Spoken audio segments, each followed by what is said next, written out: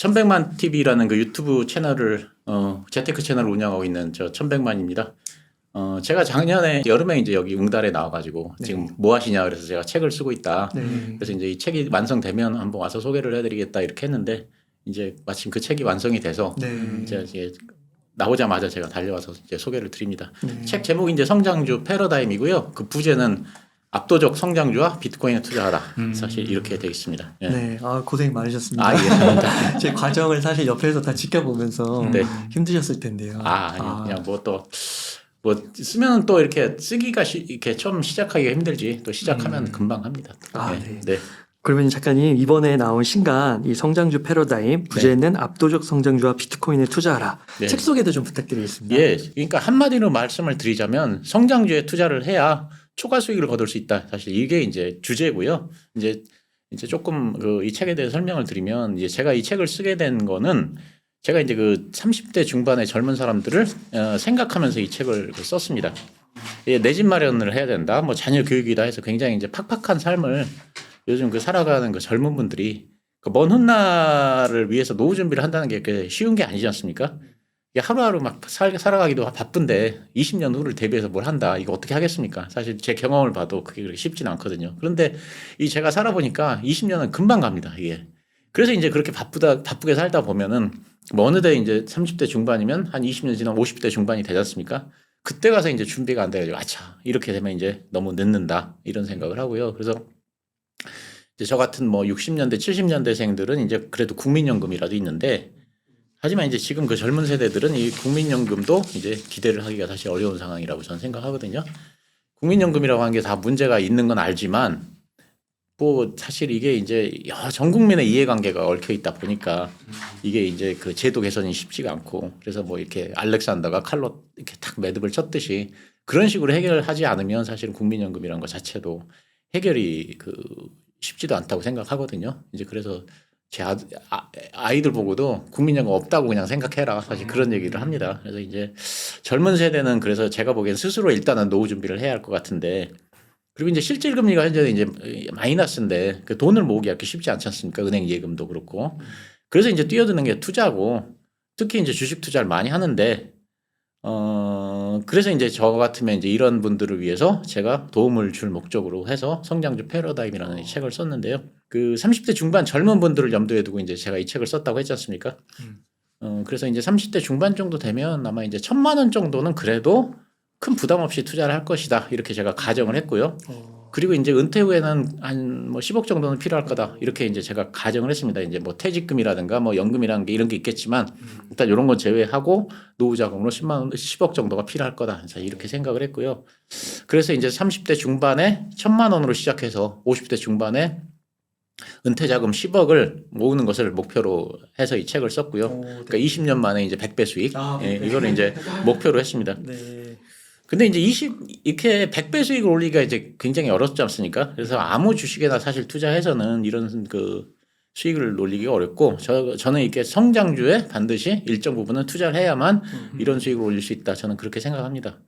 왜 그러냐 하면 잠깐 말씀을 드리면 주식은 그 회사의 가치를 반영해서 주가가 결정이 되지 않습니까? 그런데 회사의 그 현재 가치라고 하는 것은 비교적 그 계산이 쉽습니다. 그래서 반영이 쉽습니다. 예를 들면 이 회사가 무슨 자산이 얼마 있다, 아니면 배당을 얼마 준다, 뭐 PER이 얼마다 이런 것들은 사실 누구나 계산을 하기가 쉽고요. 그래서 여기 투자자들 사이에 이견이 별로 없습니다. 그러니까 이런 현재의 어떤 가치를 갖고 있는 회사들은 그냥 이렇게 그냥 시장 평균 수익률 뭐 이렇게 떨어지면 다 같이 떨어지고 오르면 다 같이 오르고 이런 것들이 나타나기 쉬운데요. 사실 이런 주식의 문제점이 뭐냐면 자기가 이런 것들은 갖고 있는 주식이 오르면 다른 주식이 다 오릅니다. 그래서 자기가 20% 올라가지고 팔고서 딴 데 들어가면 이것도 이미 올라 있거든요. 그래서 전체가 떨어지면 또 다 같이 떨어져서 물리게 되거든요. 사실 이제 저는 이제 그런 경험을 많이 했었습니다. 미래 가치라고 하는 건 이제 현재 가치랑은 좀 다르지 않습니까?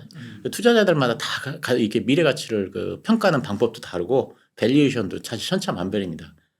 근데 이제 이 주식이라고 하는 게 미래의 가능성을 봤을 때 주식이 가장 큰 이렇게 상승이 나타나지 않습니까?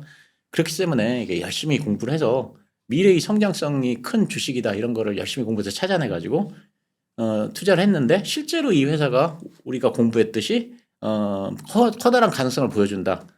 그러면 이런 주식이 저는 초과 수익을 줄 수 있다고 생각하거든요.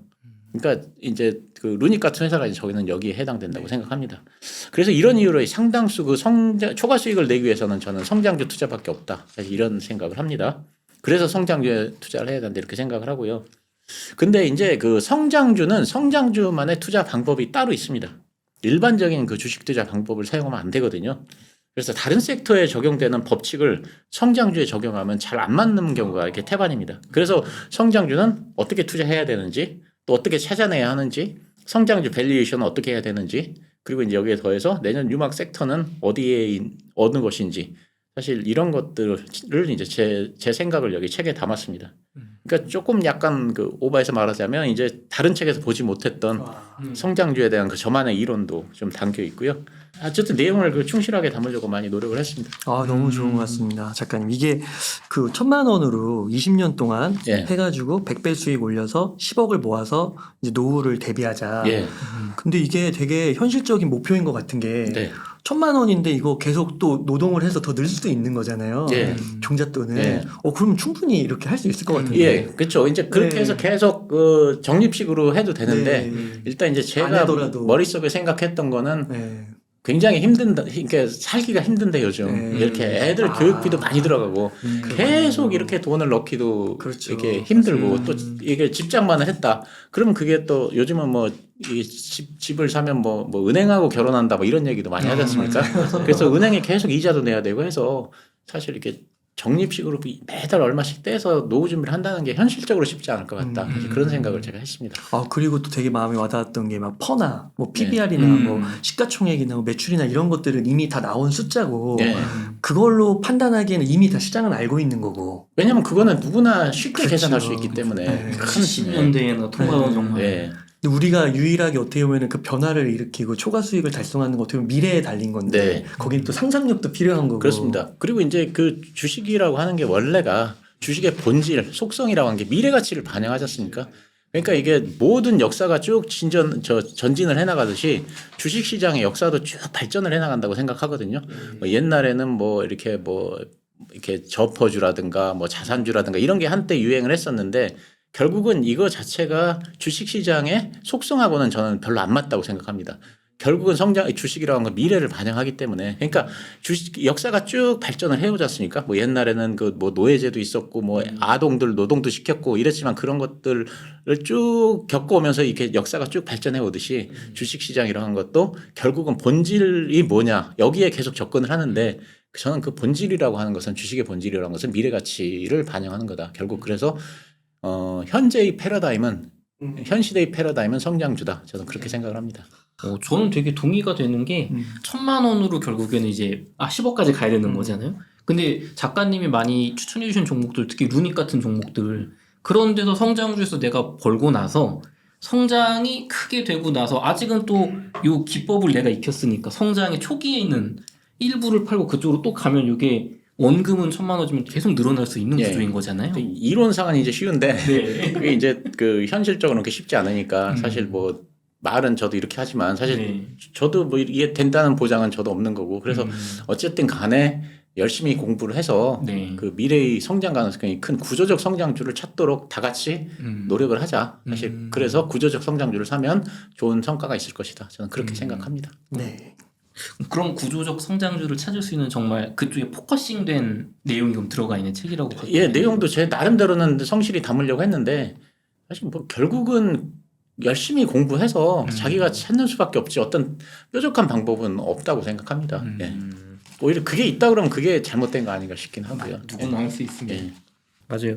대표님 그 2023년에 증권사는 모두가 이제 상저하고 이거 어떻게 보면 한국은행의 표현 그냥 그대로 다 앵무새처럼 말한 것 같은데 대표님은 상반기 주식 시장이 좋을 것이니까 주식을 사야 된다. 그때 웅달에 나와서 그 말씀 제가 네. 했어요. 그래가지고 2023년 상반기에 그 금융권사에서 상저하고 예측했었죠. 그때 제가 주식 비중 100%로 갖고 가자고 얘기를 했었어요. 네. 여기서. 예. 그때는 지금같이 어려울 때 뭔 소리야 이랬는데 반대로 이제 하반기에는 많은 전문가들이 이제는 좋아질 때 됐습니다. 그런 말 할 때 대표님 반대로 23년 하반기는 좀 하락이 있을 거다 조심해야 된다. 네. 반대로 말씀하셨단 말이에요. 예. 근데 이게 잘 맞고 있거든요. 뭐 어쩌다 만들 수도 있는 그럼 24년 전망은 좀 어떻게 보시는지요?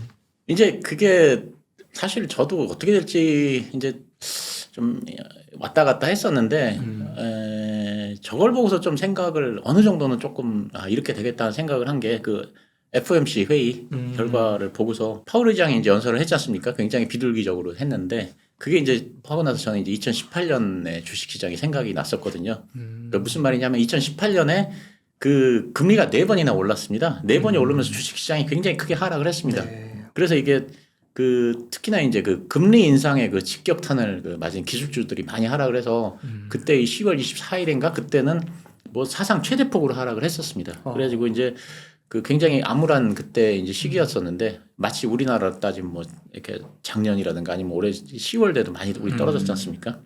지금 차트를 보시면요. 그렇게 계속 하락하던 주가가 2018년 12월 21일에 딱 바닥을 찍고서 본격적으로 상승을 시작했습니다. 그래서 그로부터 7개월 후에 정고점을 넘어섰거든요. 그러면 이제 2018년 12월 21일에 무슨 일이 있었는데 이렇게 바닥을 찍고 상승을 하기 시작했냐. 이날 미국 연준에서 기준금리를 0.25%만 올렸습니다. 원래 시장에서는 0.5%로 올릴 걸로 예상을 했는데 연준에서 0.25%만 올리고요. 그리고 원래는 그 점도표상에는 2019년에 3번 인상하기로 금리를 했었는데 여기서는 2번만 인상한다고 했습니다. 그러면서 이제 연준 의장이 통화 긴축을 완화하겠다 이런 신호를 그날 이제 이렇게 말을 했습니다. 시장에 내보냈거든요. 이렇게 이제 통화 긴축을 완화하겠다 이런 신호를 내보내자마자 주식시장이 바닥을 찍고서 곧바로 상승을 하기 시작해서 7개월 만에 정고점을 넘어선 겁니다. 이게 이제 2018년의 상황인데 제가 이거 보면서 굉장히 비슷하다는 느낌을 좀 많이 받았습니다. 이번에 FOMC 결과를 보면 일단 9월의 점도표를 보면은요. 금년 12월에 금리 인상을 한 번 더 하고 그다음에 내년에 하반기에 가서 2번 금리를 내릴 수 있다고 했었습니다. 그러니까 결과적으로 사람들이 생각하면 아니 한 번 올리고 2번 내리면 결국 0.25만 내년 내린다는 얘기 아니냐. 사실 그렇게 생각을 해가지고 10월 달에 주가가 완전히 우수수 폭락을 했지 않습니까? 사실 그때 돌아보시면 이 점도표가 나오면서부터 주가가 하락을 하기 시작했었습니다. 그때가. 예. 그래서 이 상황이 마치 이제 2018년 10월에 기술주들이 금리 4번 인상하면서 크게 폭락했던 시기와 그런 그 상황이 비슷하고요. 근데 이제 이번에 점도표를 보면은 당연히 이제 12월에는 금리를 안 올렸고 내년에 3번 금리를 인하하겠다고 했습니다. 그러니까 이제 생각을 해보면 9월 달에는 금리 인상을 한 번 하고 그 다음에 2번 내린다고 했으니까 결국은 한 번만 내리는 건데 이번에는 금리 인상을 안 하고 3번 내리니까 결국은 3번 내리니까 지난 9월에 예상했던 것보다는 훨씬 금리 인하폭이 큰 거죠. 그러네요. 훨씬 완화적이네. 그리고 이제 여기다 더해서 이제 그 파월 의장이 실질적으로 금리 인상가 끝났다고 하는 그런 이제 뉘앙스의 말을 해서 피벗을 이제 사실 공식화 시켰고요. 그래서 이게 2018년으로 돌아가면 연준 의장이 3번 인상하기로 했던 금리를 2번만 올리겠다라고 했고 통화 긴축을 완화하겠다고 했던 그런 그 시그널을 보낸 상황하고 저는 비슷하다 이런 생각을 하거든요. 그래서 이제 그 당시에 연준에서 이렇게 긴축을 완화하자마자 7개월 만에 정고점을 넘어섰듯이 우리도 이제 이번에는 이런 비슷한 흐름이 나타나지 않을까 이렇게 생각을 하는데 이제 지금은 사실 3대 지수가 어저께다 52주 신고가 맞아요. 다우존스. 예, 다우는 특히 최고가였고 역사적 신고가인가 그럴 겁니다만 나머지는 52주 신고가인데 이미 이제 많이 오르긴 했는데 그래서 뭐 2018년과 같이 큰 상승은 안 나타날지 몰라도 어쨌든 간에 이 금리가 인하되면서 상승 기조는 이미 탄 것 같다. 그래서 내년은 괜찮을 것 같다 이런 생각을 전 하고 있습니다. 그러면요, 작가님 내년 3월에 그 미국의 경기 침체와 금리 인하가 시작될 것이라는 전망이 나오고 있는데요. 그 작가님의 견해는 뭐 그대로 될 것이다 뭐 이렇게 보시는 건가요? 3월에 할지 뭐 5월에 할지는 사실은 이제 좀 더 가봐야 아는 거지 않습니까? 근데 이제 어차피 피봇을 하겠다고 이제 했으니까 금리 인하는 이제 기정사실화가 된 거고요. 그러니까 3월에 한다, 5월에 한다 이거보다는 일단 금리 인하로 돌아섰다는 것 자체가 이제 저는 중요하다고 생각을 하거든요. 근데 이제 미국 상황에 대해서는 제가 뭐 여기 앉아서 잘 모르니까 사실 이제 경기 침체가 올지 안 올지는 잘 모르겠지만 저는 제넷 옐렌 재무부 장관이 한 말이 저는 그 말이 맞는 것 같다. 그래서 그 말을 좀 저는 신뢰를 하고 있거든요. 옐런 장관이 이제 경기 전망을 낙관하면서 연착륙 가능성이 굉장히 높다고 이제 얘기를 하셨습니다. 그래서 이제 미국 경기가 연착륙을 향해서 가고 있다. 경기는 건실하게 유지될 것이다. 이제 이런 말을 했는데 최근에 보면 이제 소비자 지출이 조금 둔화되고 있는데 이게 이제 그러면 경기 침체로 가는 거 아니냐 이제 이런 사람들이 의심을 많이 보였는데 앨런 장관은 이제 그런 게 아니고 과열 수준이었던 이런 그 지출이 정상 수준으로 돌아오는 거지 이게 이제 이렇게 경기 침체는 아니다. 사실 이렇게 얘기를 했고요. 그리고 이제 인플레가 낮아지면서 실질 금리가 이제 상승하기 때문에 금융시장이 약간 경색이 오는 경향이 있는데 그렇기 때문에 금리를 인하하는 건 당연하다. 사실 이렇게 얘기를 했는데 저는 이 말이 논리적으로 맞다. 사실 이렇게 생각을 하고요. 근데 이제 제가 말씀드리는 거는 저는 이제 주식 투자자가 이 자꾸 너무 거시적인 거시경제에만 얽매이는 건 별로 좋은 건 아니다. 이렇게 생각을 합니다. 차라리 그 시간에 왜냐하면 맞지도 않아요. 또 예상을 해도. 그러니까 그 시간에 차라리 구조적 성장주를 찾는데 훨씬 노력하는 게 훨씬 좋다. 왜냐하면 이 구조적 성장주라고 하는 건 시간이 갈수록 회사가 계속 성장한다는 얘기지 않습니까? 그러니까 이론적으로 따져볼 때는 거시경제와 관계없이 회사가 성장하는 동안엔 주가가 오르기 때문에 이게 거시경제가 좋을까 안 좋을까 예상을 해서 잘 맞지도 않는 거 계속 예상해서 여기서 사고 여기서 팔고 막 이렇게 하는 것보다는 차라리 훨씬 쉬운 방법은 기업에 대한 연구를 해서 구조적 성장주 찾아내가지고 그 회사에 차라리 투자를 계속하는 게 맞다. 저는 그렇게 생각하거든요. 그래서 약간 뭐 극단적인 얘기일 수도 있는데 진짜 무슨 말이냐면 애플을 가지고 이제 이게 설명하기 제일 좋으니까 이걸 갖고 왔거든요. 그래서 2003년에 애플은 이제 꾸준한 성장세를 지속해온 이제 꾸준한 성장세를 지속해온 전형적 구조적 성장주였거든요. 2003년 이전에는 애플이 1% 초반 이 순이익률이 그러다가 2003년부터 이제 구조적 성장을 시작해서 2003년부터 2011년까지를 보면 연매출 증가율이 39%고 영업이익 증가율이 연평균 114%씩 계속 증가를 했다 그럽니다. 이렇게 이제 구조적 성장을 하면 큰 폭의 이익을 실현하고 성장을 하게 되면 아무리 경제적인 여건이 안 좋아도 이런 기업은 주가가 오를 수밖에 없습니다. 지금 이제 보시는 게 이제 애플 차트인데요. 2003년에 구조적 성장기에 이제 진입을 했다는 말씀을 드렸습니다. 그 이후로 미국 경제나 뭐 글로벌 그 경제에 별별 일이 다 있었습니다. 그죠? 2008년에 뭐 리만 사태도 있었고 2010년대에 무슨 남유럽 위기도 있었고 뭐 브렉시트도 있었고 그렇지만 이런 거하고 관계없이 애플 주가는 지속적으로 상승을 했지 않습니까? 구조적 성장주이기 때문에 가능하다. 저는 그렇게 생각을 하거든요. 그래서 어떤 주식이 구조적 성장주인지 아닌지를 판별해내는 그런 그 선관이 중요한 거지. 거시경제, 뭐 경제 여건, 국제 정세 이런 것들이 중요한 건 아니라고 생각합니다. 물론 중요하긴 하지만 덜 중요하다는 얘기입니다. 그래서 이제 투자자들이 구조적 성장주를 찾아내려고 최선을 다해서 노력을 해야지 지수가 오를 것인지 내릴 것인지 그거를 예측하는 거는 사실은 맞지도 않을 뿐더러 덜 효율적이다 이렇게 생각을 합니다. 그래서 제가 좋아하는 이 찰리 먼거의 말을 잠깐 인용하면 미시경제는 우리가 하는 사업이고 거시경제는 우리가 받아들이는 변수들 유명한 말입니다. 이런 얘기를 하셨는데 이 말은 거시경제 요소에 대해서는 항상 파악을 하려고 노력을 해야 하지만 이보다는 우리가 투자하는 기업 자체에 집중을 해야 한다. 사실 이런 의미입니다. 아무리 거시경제가 안 좋아도 아이폰을 이렇게 출시해서 그 메가히트를 기록했던 애플의 주가가 떨어질 수는 없는 거거든요. 거시경제보다는 종목에 집중하자. 사실 이런 말씀을 잘 드립니다. 네. 그러니까 참 그 거시에 대해서의 뷰는 참 피터 린치도 그 거시가 되게 쓸데없다는 식으로 많이 얘기들 하시잖아요. 그리고 맞지도 않아요. 맞으면 또 좋은데 맞지도 않습니다. 사실. 예. 그러니까. 왜냐하면 너무나 많은 변수들이 있기 때문에 뭐 어느 날 갑자기 전쟁 나고 뭐 어느 날 갑자기 뭐 오펙이 갑자기 모여갖고 뭐 감산을 한다거나 뭐 사실 이런 것들에 따라서 너무나 많은 변수들이 있기 때문에 예. 파월 의장도 몇 달 전까지는 금리 인하 한 번 한다는 거잖아요. 결국에는 한 번 더 올리고. 예. 그러니까 계속 바뀌니까. 그렇군요. 그래서 종목에 집중하고 그 종목은 성장주. 구조적 위로 성장할 수 있는 주식을 찾으면 가장 좋다 생각합니다. 압도적 성장주와 비트코인. 그리고 비트코인도 그걸, 일종의 성장주라고 저는 생각합니다. 예. 그걸 또 잘 찾으려면 성장주 패러다임을 알아야 되고 그쵸. 그건 작가님 책을 읽어야 되고 아 이게 너무 딱 일맥상통으로 하는데요. 그러면요 작가님 현재 시점에서 네. 저희가 좀 주목해야 될 구조적 성장 섹터 뭐 그런 게 좀 예. 있을까요? 예, 그러니까 사실 저는 이제 그 섹터보다는 종목을 더 중요하게 생각합니다. 이 성장하는 섹터 중에서도 사지 말아야 할 주식이 있고 정체되어 있는 섹터 중에서도 사야 할 주식이 있거든요. 그러니까 예를 들면 자, 2003년도 그러니까 금년에 2차 전지가 섹터가 막 크게 상승을 했지만 그 중에서도 또 사지 말아야 할 종목이 있습니다. 그죠? 2차 전지 종목 중에서도. 그리고 이 음식료는 부진했지만 삼양식품 같은 또 주식은 굉장히 크게 상승을 하는 그 구조적 성장주였지 않습니까? 그러니까 이런 종목엔 또 관심을 가져야 하고. 그래서 저는 개인적으로는 이제 종목에 더 집중을 하고 중요하게 생각을 하는데 섹터별로 그냥 따지자면 저는 여전히 그 AI 관련주들이 좋을 거라고 생각합니다.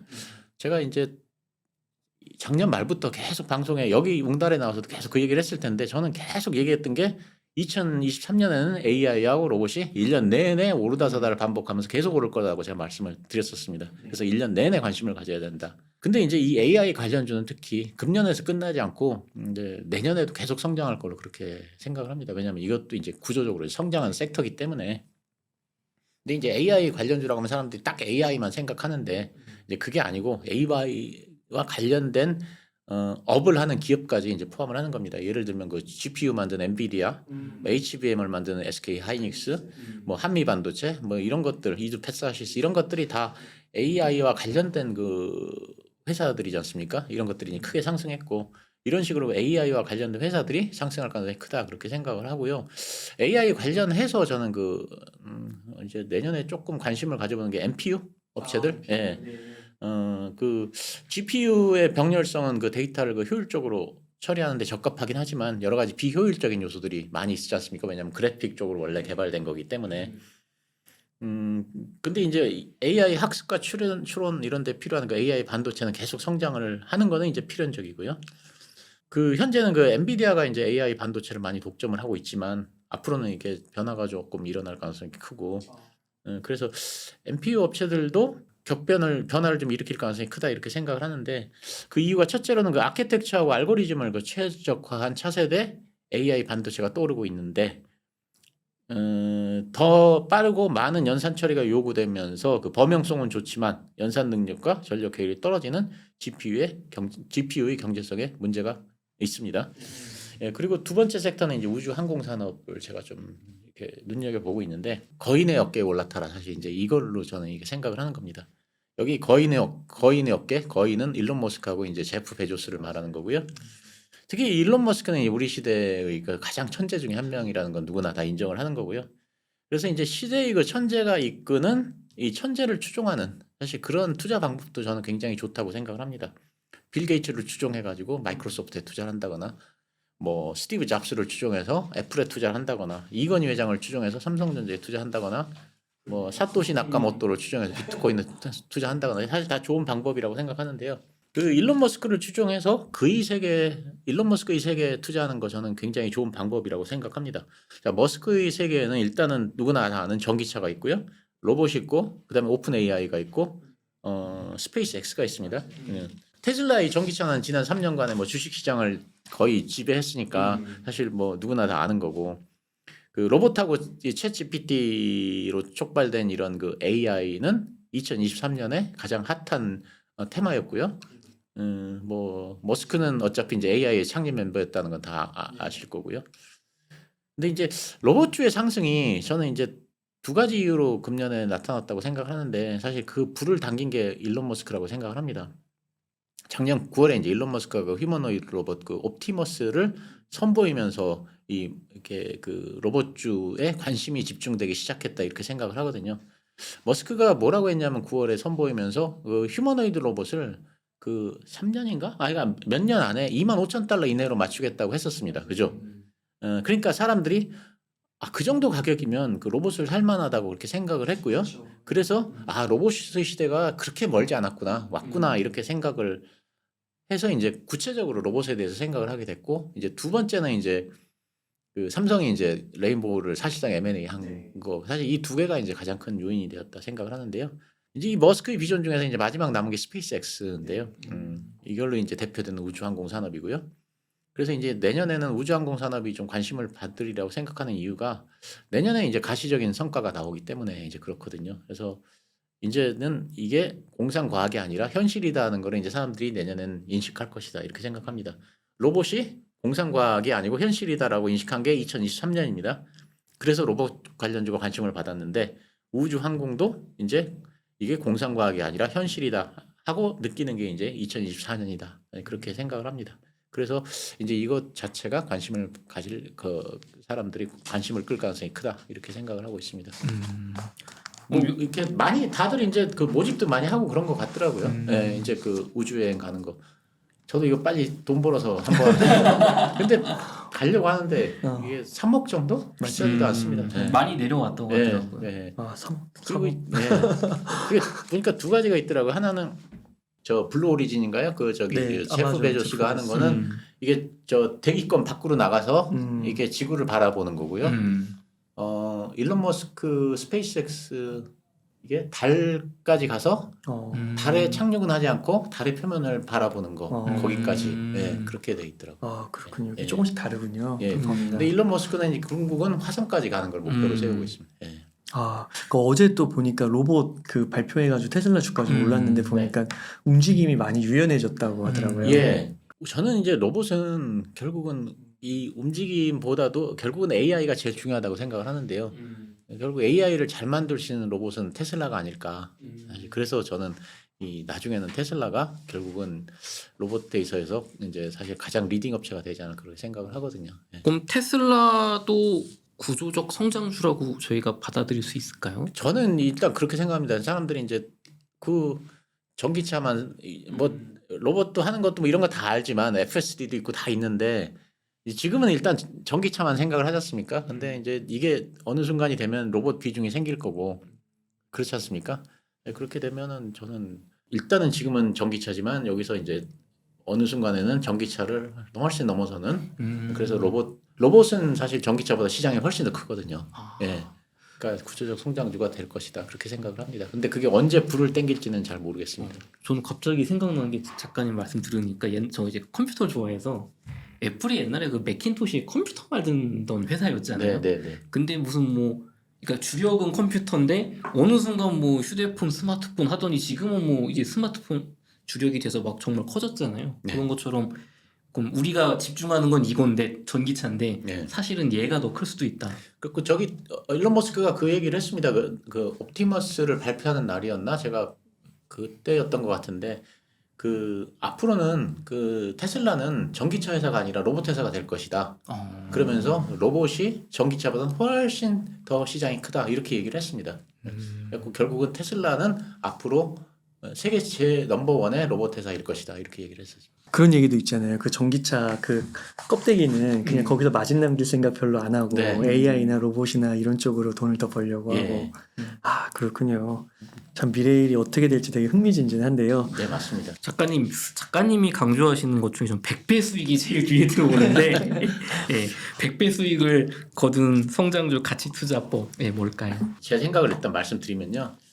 찰리 먼거 그 버크셔스의 부회장께서 이제 1994년도 USC 경영대학원에서 하신 말씀이 있습니다. 그래서 사실 제가 이거 굉장히 좋아하는 말인데 이제 누군가가 질문을 했습니다. 만약 이렇게 부회장님께서 젊어진다면 어떤 투자를 하겠냐 이런 질문을 했습니다. 그랬더니 이제 찰리 먼거는 훌륭한 기업이 규모가 작을 때 그러니까 회사 초창기에 찾아내서 투자를 하겠다. 이게 가장 좋은 방법이라고 생각한다. 근데 이제 자기네는 회사가 너무 지금 버크셔스는 커졌기 때문에 이런 방법을 사용하지 못하고 자기는 나이가 너무 많고 막 이런 얘기를 했는데 하지만 현재 보면 굉장히 똑똑한 그 젊은 사람들이 이 방법으로 투자하는 사람들이 굉장히 많다 이런 얘기를 했었습니다. 근데 저는 이게 개인 투자자가 초과 수익을 올리기에는 가장 좋은 방법이라고 생각합니다. 그래서 저는 이 방법을 현재 나름대로 실천하려고 노력하고 있고요. 제 유튜브 채널에서도 이 방법을 많이 소개하고 있습니다. 그래서 이제 제가 초창기 기업일 때 루닉 같은 경우가 이제 13,000원일 때 제가 추천을 했고 레인보우 로보틱스가 32,000원대일 때 제가 추천을 했는데요. 이게 다 싸 보이네. 이게 다 이제 그 찰리 먼거가 말한 이 방법대로 제가 찾아낸 겁니다.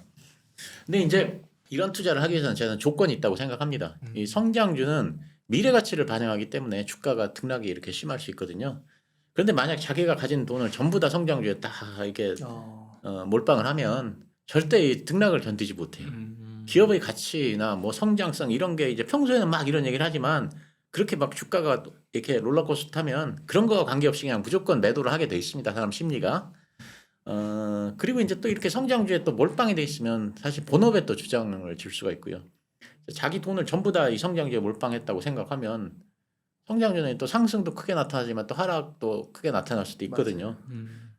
근데 이렇게 주가가 하락하게 하게 되면 자꾸 신경이 쓰여서 이제 본업에 지장이 생기고 회의를 해도 사실 회의에 머릿속에 들어오지도 않고요.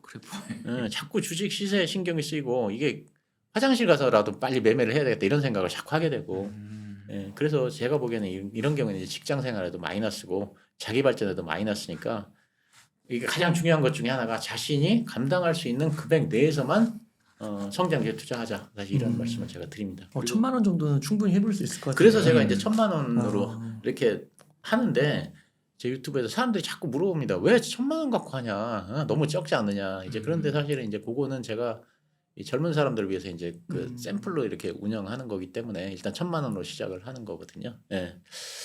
그리고 이제 또 하나 덧붙이자면 주식 투자를 하기 전에 반드시 저는 본인의 성향을 먼저 확인해야 된다고 생각합니다. 어떤 분들은 이 원금 손실을 절대로 받아들이지 못하는 분들이 있어요. 예, 성향입니다. 성향. 근데 주식을 하다 보면 원금 손실은 당연히 나타날 수 있는 거거든요. 이걸 그러니까 이론적으로는 원금 손실이 나타날 수 있다 이렇게 생각을 하지만 이거를 정서적으로 못 받아들여요. 성향상. 이런 분들은 저는 주식 투자하면 안 된다고 생각하고요. 그 피터 린치가 이제 주가 하락은 놀랍거나 특별한 일이 아니고 일상적인 것이다 이런 말을 했습니다. 그러면서 뭐라 그랬냐면 봄이 오면 여름이 오듯이 주가가 상승하면 하락이 온다 이런 얘기를 했거든요. 그리고 워렌 버핏도 50%의 하락을 견디지 못하는 사람은 절대 주식 투자하면 안 된다. 사실 이런 얘기를 했는데 둘 다 같은 맥락이라고 생각합니다. 그러니까 이런 분들은 주식 투자하면 안 되고 그리고 이 정도까지는 아니어도 어쨌든 그래도 원금에 또 굉장히 민감하신 분들이 있습니다. 이런 분들의 주식 투자를 한다 그러면 사실은 안정적인 주식에 투자를 해야 하고요. 이런 분들이 이제 사실은 배당주라든가 아니면 뭐 삼성전자라든가 삼성전자도 요즘 등락이 크긴 하지만 어쨌든 그렇게 좀 큰 주식에 투자를 해야 된다고 생각합니다. 그래서 정리를 해보면 원금 손실에 굉장히 민감한 분들은 저는 이게 성장주 투자가 맞지 않다고 생각하고요. 그리고 성장주는 등락이 심할 수 있기 때문에 본인이 견딜 수 있는 그 금액 범위 내에서만 투자를 해야 된다. 사실 이렇게 생각을 합니다. 이런 조건을 잘 만족시킨 다음에는 그 찰리 먼거 부회장의 말대로 훌륭한 기업이 그 규모가 작을 때 회사 초창기에 찾아내서 투자를 해보시라고 제가 권하고 싶습니다. 그러면 깜짝 놀랄 만한 결과가 나올 수도 있다. 이제 물론 이제 훌륭한 기업을 발굴해낼 수 있는 안목을 먼저 길러야 되겠죠. 예. 그 작가님 그 책에 정말 주옥과 같은 내용들이 많은데 한 가지 좀 되게 약간 충격적이었던 게 네. 그 재무제표상에서 영업이익이 나지 않고 적자 기업이라고 해서 무시하면 안 된다고 하셨어요. 예. 보통 이제 그 방송들 보면 네. 적자 나는 기업 보지 말라고 하잖아요. 그렇습니까?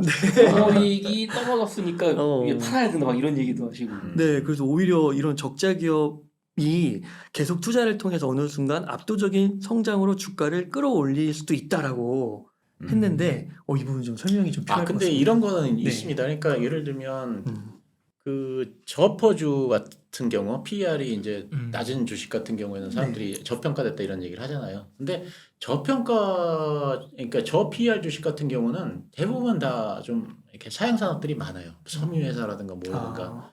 사실 이런 기업들은 어떤 식으로 인식을 하냐면 현금은 있는데 성장이 정체되어 있기 때문에 이런 회사들은 계속 있는 현금을 쓰다가 없어져 버리는 회사다.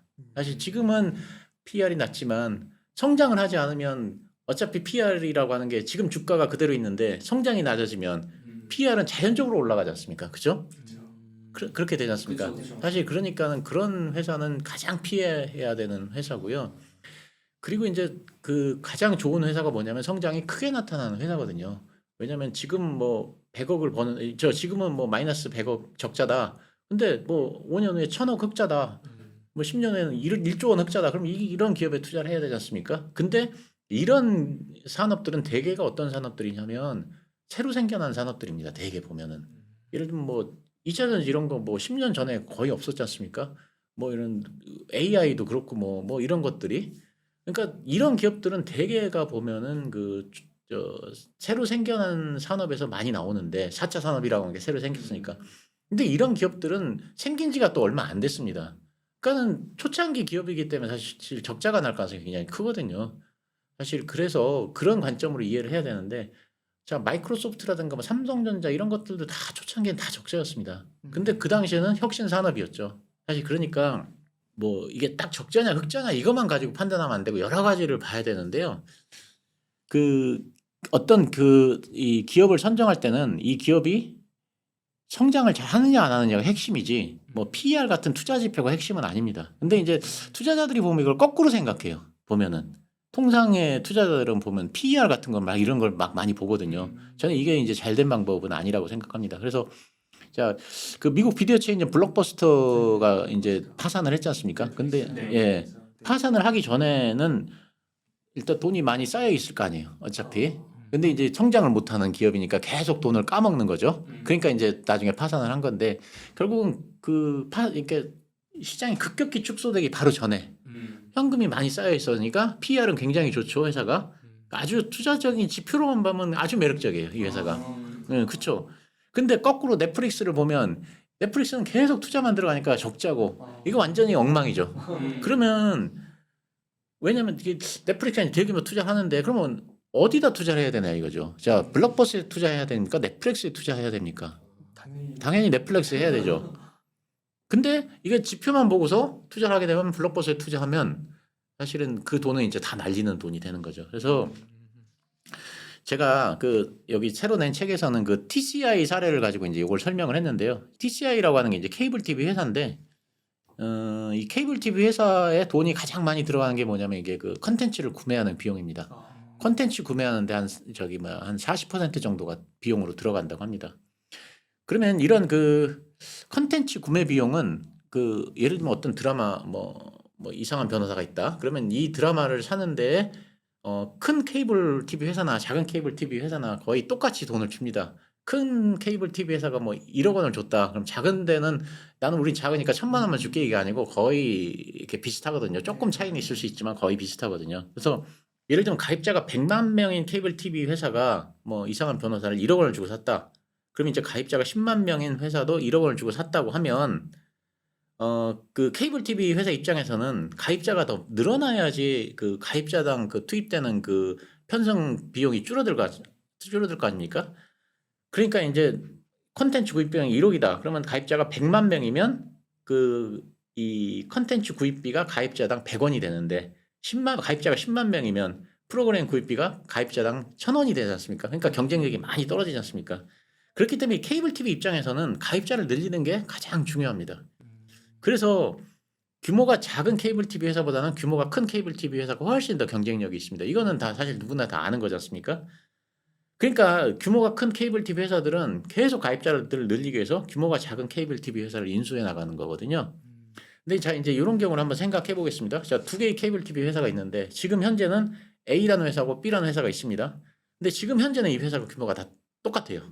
가입자 수도 똑같고 매출도 똑같습니다. 근데 두 회사의 경영진의 경영 전략은 완전히 다르거든요. A 회사의 경영진은 가입자 수를 늘리기 위해서 소규모 케이블 TV 회사를 계속 인수합병을 해나갑니다.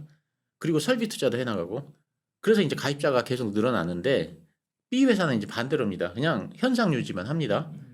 자, 그러면 둘 중에 어디를 투자해야 되냐 생각하면 A에 투자해야 되는 건 사실 당연하지 않습니까?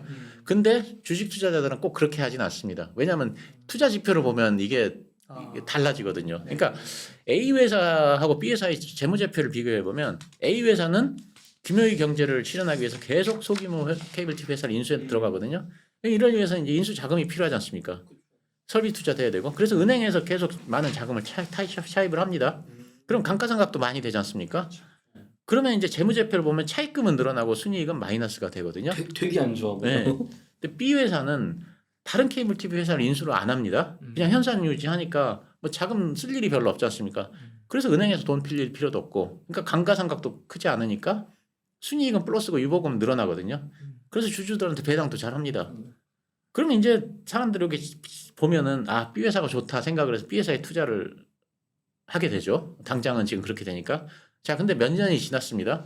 A 회사는 이제 굉장히 좋아졌고 현금 흐름도 좋아지고 주가도 많이 올랐습니다. 반대로 B는 현금 흐름도 안 좋아지면서 주가도 떨어졌습니다. 근데 이게 이제 사실 그때는 그래서 투자자들이 이런 걸 잘 이해를 못 해요. 왜 그럴까? A 회사는 부채도 많고 적자였는데 B 회사는 부채도 없고 흑자였는데 왜 몇 년이 지나니까 이게 주가가 이렇게 역전이 됐느냐 이렇게 생각을 하는 거죠. 근데 이게 이제 사실 실화거든요. A 회사는 TCI라는 그런 케이블 TV 실제 사례입니다.